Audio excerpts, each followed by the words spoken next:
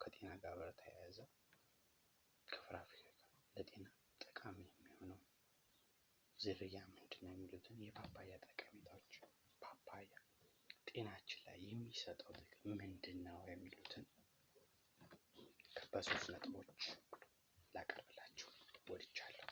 የዛሬውን በ2 ነጥብ ይዤዋለሁ። ቀጣይ በፓርት 2 ደግሞ ሙሉ ክፍሉን ይዤላችሁ እቀርባለሁ። የዛሬው ጨረፍታ ፓፓያ በጣም ተወዳጅና ጣፋጭ ነው። በውስጡ የያዛቸው በርካታ ነገሮች አልሚ ምግቦች ምክንያት ለጤናችን እጅግ በጣም ጠቃሚ ነው። የፓፓያ ዋና የጤና ጥቅሞች ናቸው። በውስጡ የሚይዛቸው ኢንዛይሞች፣ አንደኛ የምግብ መፈጨት ስርዓትን ያሻሽላል። ፓፓያ በውስጡ የተሰኘው ምግብ መፈጨት የሚያፋጥን ኢንዛይም ነው። ይህ ኢንዛይም በቀላሉ ለሚስቱ ስለመረዳት 3 ነጥቦችን ማየት እንችላለን። ቪዲዮ ላይክ፣ ሰብስክራይብ እያደረጋችሁ የዚህ ቤተሰብ መሆን ትችላላችሁ። የሆድ መነፋትን፣ ድርቀትን ይከላከላል። ብዙ ጊዜ ሆዳችን ደረቅ ነገሮችን አዘውትረን የምንበላ ከሆነ የሆድ መድረቅን ይከሰትብናል።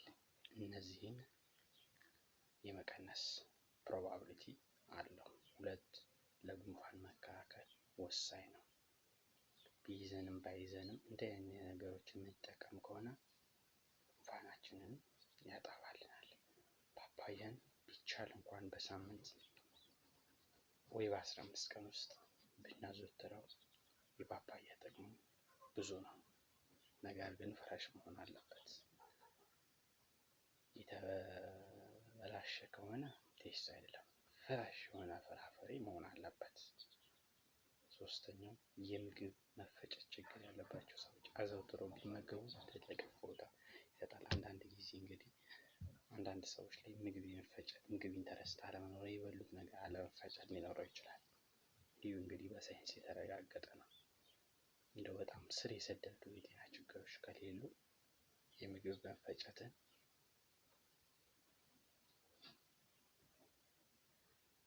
ይከላከላል። አልፈጨም ያለውን ነገር ሊፈጨው ይችላል። 2 የበሽታ የመከላከል አቅምን ይጨምራል። የበሽታ የመከላከል አቅምን ይጨምራል። እንዴት? ትንሽ ደቂቃ ተወያዩበት። የቪዲዮ ቢኒ ሚዲያ ነው። ሰብስክራይብ አድርጉ። ፓፓያ ምን ያህል ይጠቀማሉ? በሳምንት ወይስ በወር ወይስ ጭራሹን አይወዱም? ኮሜንት ቦክስ ላይ ይጻፉልኝ።